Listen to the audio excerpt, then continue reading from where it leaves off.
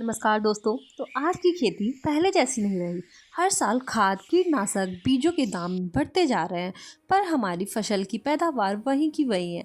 कर्ज बढ़ता जा रहा है, पर खेत में सुधार तक नहीं हो रहा है। और क्यों? क्योंकि हम प्रकृति से दूर हो रहे हैं। ये समझते हैं, यूरिया और डीएपी बुरा नहीं है, पर अधूरा है। यूरिया सिर्फ नाइट्रोजन देती है और डीएपी सिर्फ फास्फोरस देती है, लेकिन एक पौधा सिर्फ दो चीजों पर नहीं चलता है। उसे चाहिए nitrogen, phosphorus, potash, sulphur, calcium, magnesium और लाखों सूक्ष्मजीव।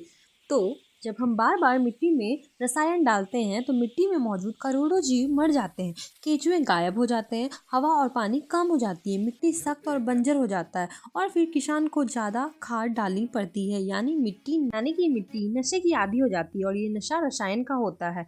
एक किसान यूरिया खरीदता है और फिर डीएपी, फिर स्प्रे करता है।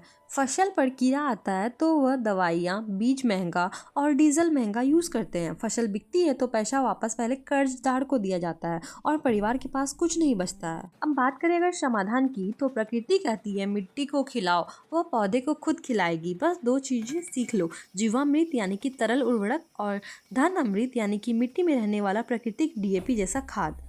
घर पर बनाओ असली यूरिया यानी कि जीवामृत। तो जीवामृत मिट्टी को जीवन देता है, पौधे की जड़ में करोड़ों बैक्टीरिया बनता है, फसल तेजी से बढ़ती है, मिट्टी नरम होती है और कीड़ा कम होता है। सामग्री जो जरूरी होता है जीवामृत बनाने के लिए, तो 10 लीटर पानी, 1 किलो देशी गाय का गोबर, 1 लीटर गौमूत्र, 50 से 100 ग्राम गुड़, 50 से 100 ग्राम बेसन चना आटा और मुट्ठी भर मिट्टी खेत की। बात करें अगर जीवामृत बनाने की विधि की, तो एक बर्तन या ड्रम में सबको मिलाओ अच्छे से।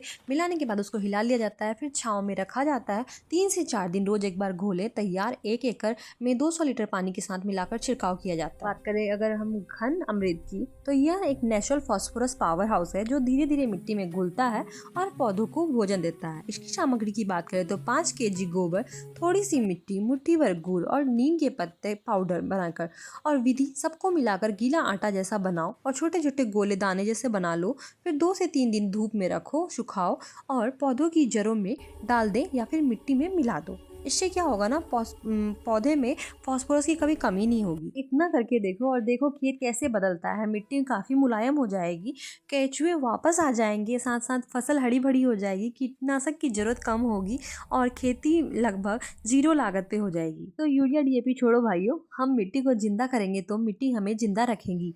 आज से शुरू करो नेचुरल खेती, पैसा बचेगा, स्वास्थ्य सुधरेगा और किसानी भी खुश रहेंगे। तो आज के वीडियो में इतना ही। वीडियो पसंद आया तो वीडियो को लाइक, शेयर और सब्सक्राइब करना ना भूलें। Thank you.